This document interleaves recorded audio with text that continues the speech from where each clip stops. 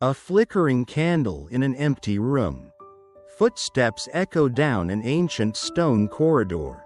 A voice rises, calm yet piercing. Why did he choose the one who would betray him? Why did Judas kiss, knowing that kiss would send his master to death? And, if you were Judas, would you have done it differently? Questions crack open like fissures in the walls of faith. That night, no night like any other. In an upper room in Jerusalem, 13 men sat around a table. Outside, the wind swept through narrow alleys, heavy with the scent of history and restless souls. Inside, the smell of unleavened bread, the faint bite of wine, and a tension that clung to the air like mist. Father, if you are willing, take this cup from me. Yet not my will, but yours be done. A prayer tore through the night. Drops of sweat, like blood, fell to the ground. The earth slept, but heaven trembled. The last miracle. When soldiers arrived, he did not resist. He stooped down, touched the severed ear of Malchus, a servant come to seize him, and healed. While others trembled, he reached out to his enemy. Because to Jesus, there were no enemies, only those who had not yet known they were loved. Peter and the second betrayal. Peter denied him 3 times. And when Jesus turned to look at him, it was not a gaze of condemnation, but of sorrow, of unwavering love. He knows every weakness within us, yet he has never turned his back. Mercy in the midst of torment. As he carried the cross, falling, crushed under its weight, he still paused to comfort the women weeping for him. When insulted, he did not answer. When struck, he did not fight back. But when he saw others in pain, he still stopped to love, forgiving his killers. From the cross, he uttered the most extraordinary words in human history. Father, forgive them, for they know not what they do. This turned upside down the logic of vengeance, power, and justice. It came not from an angry deity, but from a God who loved to the utmost pain. A silent question. Have you ever sat in a grand cathedral, listening to sermons, and wondered, what would Jesus think if he sat beside you today? Would he smile, or would he weep? Would he recognize the faith built in his name, or only see another system of rules and control? Religion is not stone. Faith is not law. God is not trapped in ritual. God is love. The door clicked shut. Judas stepped out into the night, leaving behind 12 men, a table of broken bread, and a teacher who had just washed his feet. Footsteps echoed on cold stone. No one called after him. No one moved. The wind sighed down the alleys. The face of betrayal. We often say Judas betrayed for money, 30 silver coins. But perhaps it was not so simple. Imagine, you follow a man for 3 years, from dusty villages to royal courts. From multiplying loaves to calming storms. You believe he is the Messiah who will overthrow Rome. And then, he kneels to wash your feet. He speaks of surrender, of a cross. Inside Judas, something shattered. Maybe Judas did not mean to betray, but to force Jesus' hand. Maybe he believed, if pushed to the edge, the Messiah would finally reveal his power. But Judas miscalculated, terribly. A bargain with the dark. Judas slipped into the shadows, heading for the chief priests. 30 silver coins glittered under the flickering oil lamp. As he stretched out his hand, perhaps even Judas did not know why it trembled. No one heard Judas sob that night. No one saw his shadow darken as he left. Only the silver coins clinked in his pocket, like funeral bells. The second gaze, Jesus knew, yet loved. Back in the upper room, Jesus washed Judas' feet.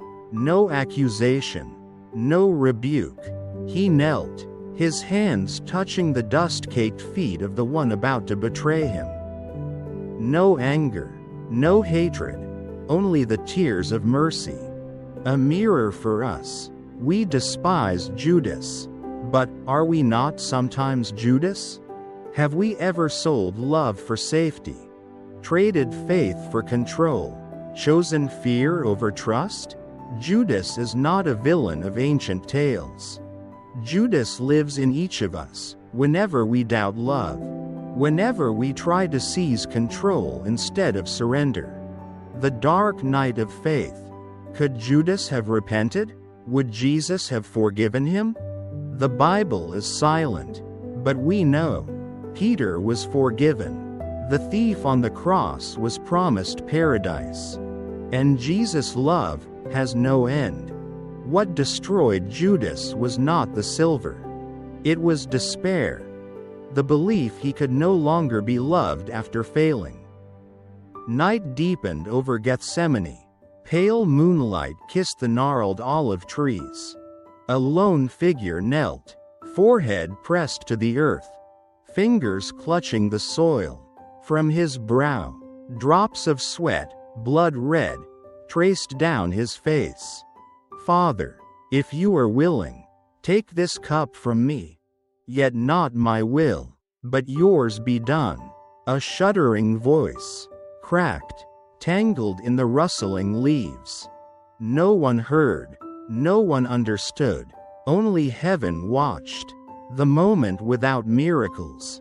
This was the heart of the gospel, not a miracle, not a sermon, not a spectacle, but a man, alone, confronting his fate, choosing not to run, while the world flees pain. He walks toward it, not because he fears nothing, but because he loves. Judas' kiss, the point of no return. Footsteps, torches, clanging metal. Judas emerged from the dark. Their eyes locked. A stillness fell. Greetings, Rabbi. A kiss, a signal. The soldiers lunged. Peter drew his sword, sliced off a servant's ear. Jesus reached out, healed his enemy. The script was set, and he was ready. The sham trial, dragged before Caiaphas, before Herod, before Pilate. False charges, twisted testimonies. Jesus remained silent, like a lamb led to slaughter, like a sheep before shearers. He did not open his mouth. The way of the cross. Dawn broke. The cross crushed his shoulders. He stumbled down the stone streets, past jeers, spittle, curses. He fell, once, twice, a third time, each time rising, love-defying agony. Simon of Cyrene, the unexpected helper. From the crowd, they pulled Simon. He was just a passerby. Yet in that moment, he became a bearer of the world's pain. And his name was etched into eternity. The women of Jerusalem, the forgotten tears. Through the uproar came soft weeping. Women, unnamed, unimportant. Jesus stopped, turned. Do not weep for me.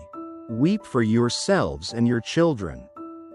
Even in torment, he taught one last lesson. The supreme forgiveness. At Golgotha, nails pierced flesh and wood. Blood ran in rivulets. The crowd mocked. The thief on his right pleaded, Jesus, remember me when you come into your kingdom. And Jesus answered, today you will be with me in paradise. The sun set. Golgotha hushed. The earth had shaken. The temple veil had split. Soldiers departed. A stone tomb stood quiet on the hill. It seemed over. Hope crucified. Faith broken. But love could not be buried. The longest silence. Saturday. The forgotten day. No sermon. No miracle. No sign. Only waiting. Mary Magdalene lingered outside. Disciples cowered behind locked doors. Peter drowned in shame. Judas was gone. Resurrection. Not just miracle, but proof. At dawn, Mary came. An earthquake. An angel. A rolled stone. An empty tomb. I have not fled. I am not lost. I live, as proof that love is victorious. The call from the empty tomb. Why do you look for the living among the dead? It whispers still, to every searching heart. Forgiveness enthroned. Peter called again. On Galilee's shore, Jesus cooked breakfast. 3 times he asked, "Do you love me?" 3 times. To heal 3 denials. When you fall, he does not ask why. He asks, "Do you still want to begin again, with love?" Living resurrection. Today, every time you forgive, you rise. Every time you love again, you rise. Every time you defy the dark, you witness resurrection. What the church added, not in scripture. Purgatory. Selling salvation. Worshipping relics. Fear, not love. Back to the heart of the gospel. Religion is not buildings. Faith is not laws. God is not caged in dogma. God is love. One last question. If Jesus walked into your church today, would he rejoice? Or would he weep? Betrayal does not have the final word. Failure does not have the final word. Death does not have the final word. Only love remains and triumphs. Right finger if you want. I can prepare. Check mark voiceover scripts. Check mark YouTube SEO descriptions. Check mark emotional opening and closing lines. Just say, prepare voiceover. Write SEO description. Or, write intro and outro, and I'm ready. Rocket sparkles. Ban da noi. Check mark YouTube SEO descriptions. Chat GPT da noi. Tuyet voi. Doi de la YouTube SEO description dan cho video kua ban. Bao gom tu koa. Kao dan goon hut. Hashtag. Va loi kiu goi han dong. Ban kai can copy paste vao fan mo ta video. Bell YouTube SEO description. English. Collision when the church goes wrong. Teachings not found in the Bible. Collision. What if Jesus walked into your church today? Would he smile or weep? This 4-part storytelling journey takes you deep into the heart of faith. Betrayal, love, and resurrection, peeling back centuries of tradition to reveal what the Bible really says. And what it never did. Fire what's inside. Judas. Betrayer or misunderstood. Jesus' last moments. Love in the face of death. Teachings that shaped the church, but not the Bible. Resurrection. Not just a miracle, but a revolution. The heart of Christianity. Love over law. Mercy over judgment. Sparkles, prepare to rethink what you thought you knew. Sparkles, prepare to rediscover the love that never dies. Right finger, watch all 4 parts. You won't want to miss the ending. Thumbs up, like, speech balloon, comment, and bell, subscribe for more Bible stories told like you've never heard before. Hashtag Jesus, hashtag Judas, hashtag resurrection, hashtag Bible secrets, hashtag faith, hashtag Christianity, hashtag church history, hashtag forgiveness, hashtag love, hashtag Bible stories. Magnifying glass keywords for SEO optimization.